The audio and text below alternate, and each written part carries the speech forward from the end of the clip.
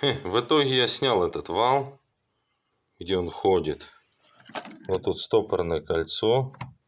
Я его снял. Там маленький люфт. Вытащил такую шайбу. Вот такой приблудой. Так что сейчас подшлифую ее.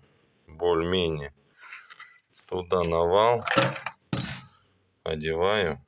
И будет неким уплотнением, чтобы не двигалось. Надеюсь, сюда стопорное кольцо сядет.